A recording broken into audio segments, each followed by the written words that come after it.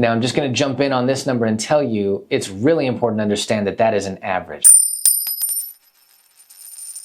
Good morning, I'm Christopher McGee. I'm the owner of Halcyon Real Estate. I'm affiliated with the Keller Williams Market Center in Salt Lake City, Utah. Today is the 15th of April, 2024. This video series is called The Numbers and the Nuance. This is where you come to know exactly what Utah's right now market is looking like. I just pull the numbers right off the MLS, I chart them, I track them over time, and I show them to you here so you can know exactly what's going on. You can understand Utah's market as well as I do, which gives you an edge when it comes to the major real estate decisions in your life. Obviously, buying a home, selling a home, looking for and purchasing investment properties. You've got to know the right now market in order to make those decisions well. So let's jump right in. Let's look at what the nuance of the market is right now. I like to look at the numbers and look at the charts, look at things over time, and give you my interpretation of what it all looks like for us right now. And then of course, I'll show you all those charts and numbers and where they stand as of today.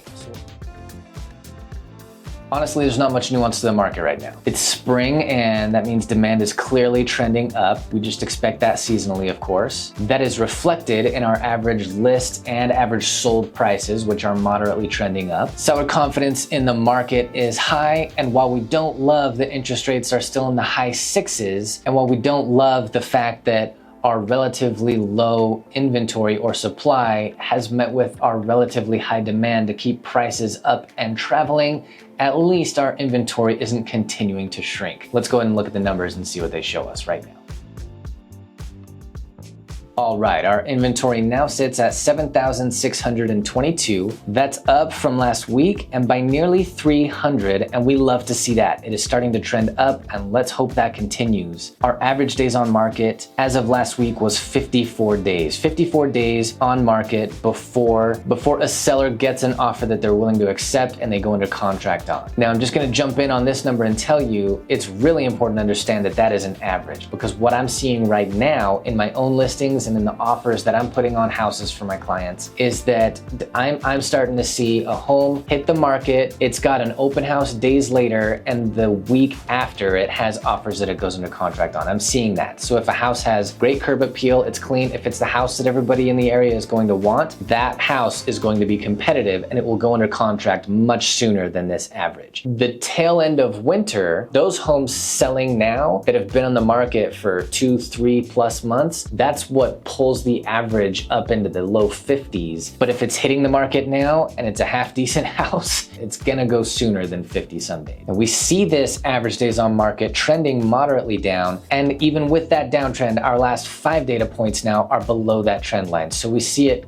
dropping sooner, more aggressively than our current downtrend line shows us. Now, average list price this prior week was $744,805. That is up from the last week by quite a bit. And we see this trending up as we expect we would through spring. Average sold price came to $728,278. And so the difference between average list price and average sold price is still in the buyer's favor this last week to the tune of $16,527. That's the difference between average list and average sold as they were shown last week. I still believe we'll see this go from being in the buyer's favor to being in the seller's favor this summer, if not sooner. Homes sold this last week came to 543. That's up from the previous week, trending up. Number of homes currently under contract comes to 5,350. That's up a little from the previous week. This is clearly trending up. Number of price reductions we had last week came to 716, and that is up from the previous week. Let me fix that on my notes because I had that as